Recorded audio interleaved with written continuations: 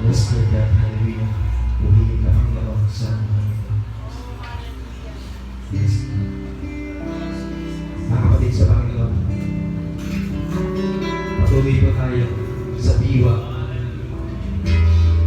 sa presensya ng ating Panginoon.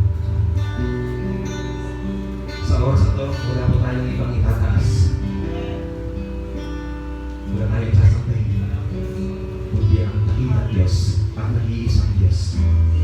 Nabuhay, noon, at magpakailanman.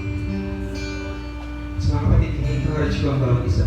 Kung dati noong taong 2025, hindi mo na ibigay yung the best na pagsamba sa ating Panginoon. So, ito yung oras. Ito yung taon na ibibigay mo yung the best na pagsamba sa ating Panginoon.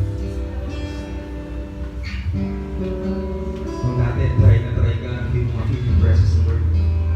Pero ngayong taon, asamin mo, dahil kapatid, napakasarap sa presensya ng Panginoon. At hindi mo ma-explain yung feeling na pag nasa diwa ka, malagi ang ating Panginoon. Kaya sa oras na ito, ano man yung pinagdadaanan ng iyong puso, ano man yung mga struggle mo sa buhay, isa tabi mo na yan. Alam ko na i-restore ka ng Lord